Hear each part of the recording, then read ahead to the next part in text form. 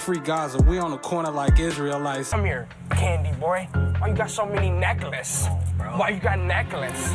What's up, YouTube? It's K on AKK. I'm putting you on, and today we are talking about why hip-hop loves Earl Sweatshirt. And as always, if y'all like the content, make sure you hit me with a like and subscribe, hit that notifications button. But let's get into this. Also, comment what you think about the video. So first, I hope all of you guys know who Earl Sweatshirt is. One of the greatest modern day rappers that we have. One of the greatest rappers of the 21st century, you know what I'm saying? He was initially an Odd Future with Tyler the Creator, Frank Ocean, The Internet, a whole bunch of other people. He has a lot of great albums. I Don't Go Outside, I'm Mad Depressed. I'm butchering the name, but that's the vibe of the album.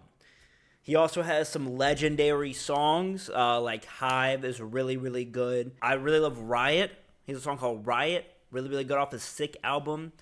He has Doris. He has Earl, amazing, amazing albums. He has an album with The Alchemist. This man is a legend, at least to me, and I think to a lot of other people, and especially a lot of rappers coming up. Now, I want to talk about why I think he's a legend, why I think hip-hop loves him so much, and why I love him so much. These things go hand in hand, I believe. But if you have any other reasons why you think he is amazing that I don't say in this video, please, please let me know. Let me know. Okay? Like, the first reason I think that hip-hop really, really loves Earl Sweatshirt is I think we got to grow up kind of with him.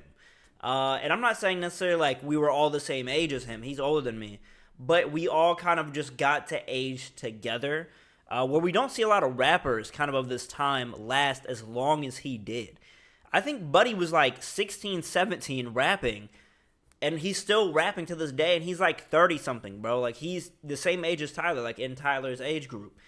And so they've been rapping a long, long time. And seeing someone grow up like that, I think kind of cements you further and further in the game, especially when you don't, like, uproot yourself from hip-hop. I think that's greatly appreciated when you kind of stick with your genre and you excel in it, because that's, like, really what you love. We didn't really see Earl switch genres like a Post Malone or MGK. But I'm saying Earl has never switched. He hasn't, at least yet. And he's kind of maintained his kind of relevance and acclaim within hip-hop for over a decade. Over a decade now, where he's just been spitting and producing and making great, great records. That man does not miss, bro. He hasn't missed to me yet. If he has a bad album, let the Lord strike y'all down, okay? If he has a bad album, I'll put it on y'all, okay? Because I don't think he has, and I'm willing to risk your life. I'm willing to risk your life to say that Earl Sweatshirt has a good album. That's how confident I am, okay? That's how confident I am. So that's kind of my first reasoning behind like why I think hip-hop loves him so much. We just got to grow up with him. I think it's the same with Tyler the Creator. I think it's the same kind of with a Vince Staples. And there's a lot of rappers who I think would have been kind of in this category of like watching them grow up if they didn't hit the 27 club, if they didn't pass away at such a young age like a lot of these great rappers do, unfortunately. But Joey Badass is another example of someone we kind of grow up with and kind of cements themselves within the game. It's like watching LeBron play. Even if you're not a LeBron fan, you respect his legacy, his greatness, how long he's been in the game. Serena Williams, another example. Like, someone who's persevered for so long, you have nothing but respect for. That I have the utmost respect for. Like, longevity to me is such a crucial role in dominance of a sport, an artist, painting, whatever it is. Like, the longer you do it, I just, like, that means you really, really, really love it. And, like, there's no way you're putting it down. Now, going into the second point, which I think kind of goes hand in hand with this growing up with him, is we got to see Earl at his like most vulnerable stages. And that's just kind of who he is as a rapper. He's extremely vulnerable. Almost too much. He's almost too vulnerable. And this kind of goes into the album that I was talking about, I Don't Go Outside. And we see it on Doors as well. But we see this kind of hurt kid, this kind of young adult trying to figure everything out, flooded with emotions, issues with his mom, issue with the people around him feeling alone, him being reclusive, depressed. He lays this out on a platter for everybody. He literally doesn't leave anything unknown to the audience. We know that he's depressed. We know that he's sad. We know that he's going through it, even with songs like Solace, probably one of his most popular sad songs. Very depressing. The beat is eerie. The beat is scary. Almost like an empty wooden forest. Like you're alone. And you have this person who's kind of breaking in their mind. Like he's tweaking, bro. And he's just rapping, bro. And it's literally heart, like gut-wrenching almost. To kind of hear that beat and hear him kind of almost let out what seems to be his last breaths. He's just trying to get this out. And this is his last resort. And he gets it out. And it is a very, very just sad song overall. Like, it's just so sad. I think that's, like, a huge reason why I think a lot of people flocked to Earl is he was unapologetically himself, and he unapologetically expressed how he felt. You know what I'm saying? Like, there was no shame in his sadness, where I think a lot of rappers maybe fake it till they make it, or they're just not that vulnerable. I think Tyler, the Creator, kind of suffered with that until this kind of Chromacopia album, or Igor.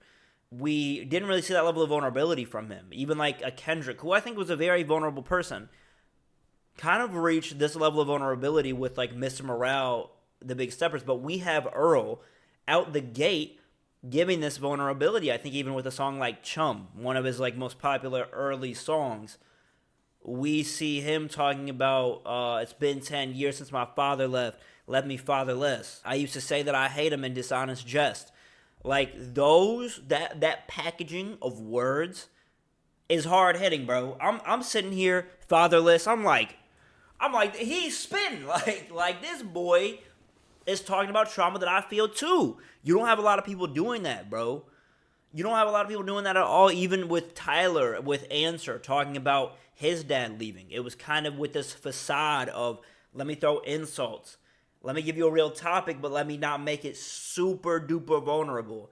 But Earl didn't need to kind of sugarcoat or spoon feed us any type of vulnerability. Gang, he just put it in there. He just paused. He just did it. Like, there was no second guessing. There was no hesitation. We know how he felt at all points in time. And I honestly love that about Earl. And I think a lot of people love that about Earl. Like, it's very rare to kind of see that, especially at that time that he was coming up in, like, the late 2010s.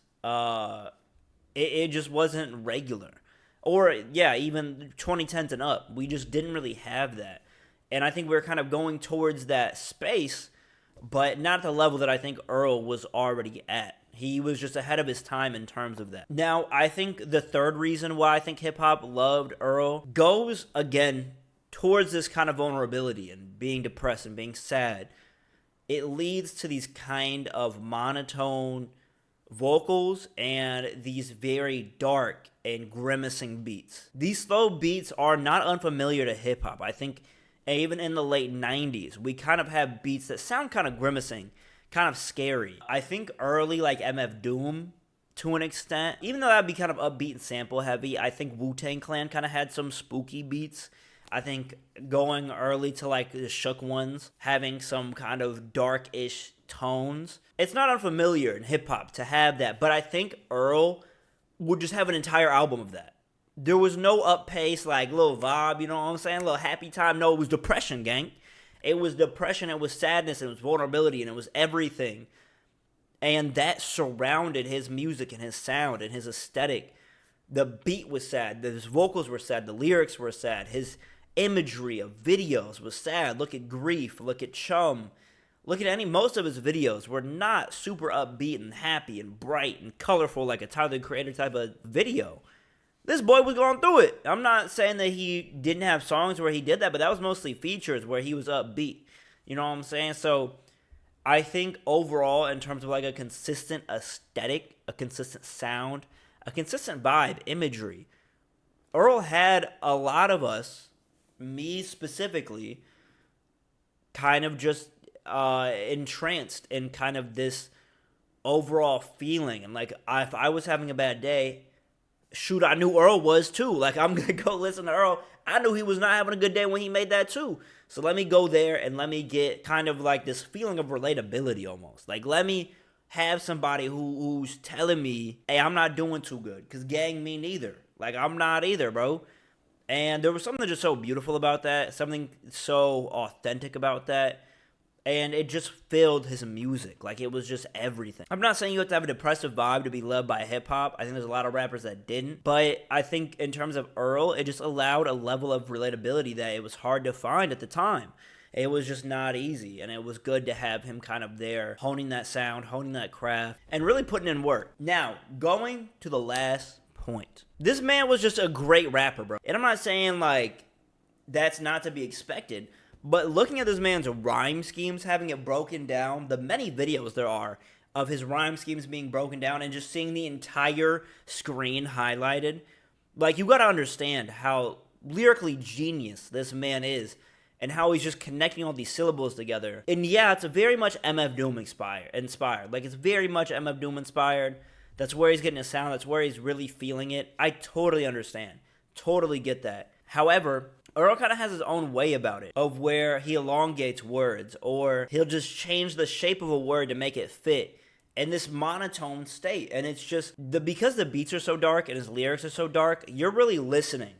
And I think his lyrics have to be that good and flow that smoothly for you to just be grooving to this depressing music, bro.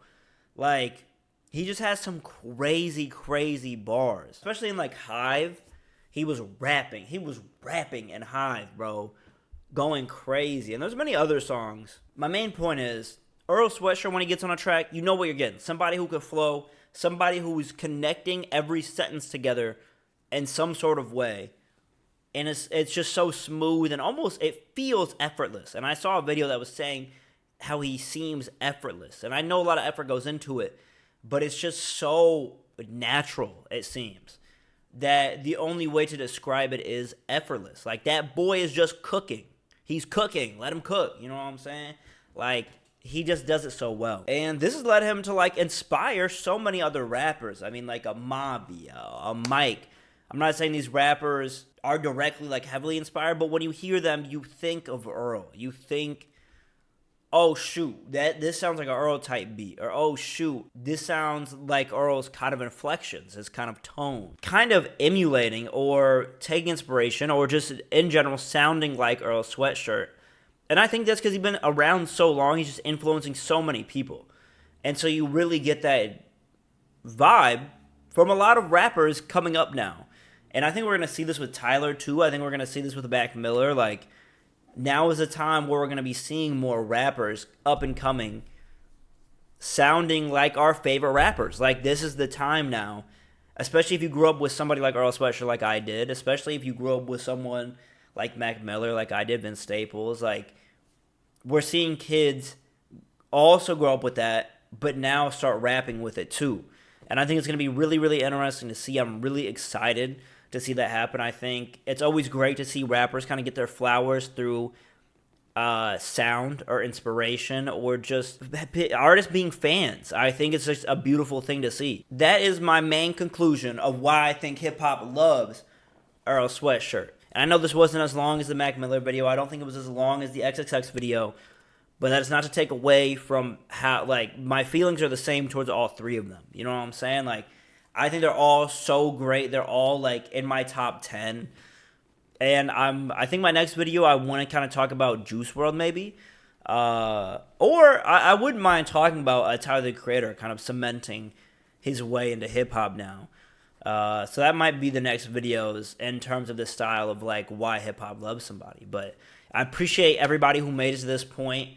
As always, if you guys like the content, I have so much more on this channel. I have a video essay playlist where you can just go through, listen to the video essays if you're at school, work, walking down the street, whatever, man. I got reactions, I got reviews.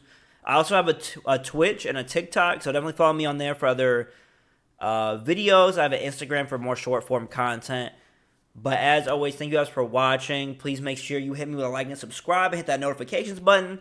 And I love you guys. Peace out. Be smooth. I love y'all.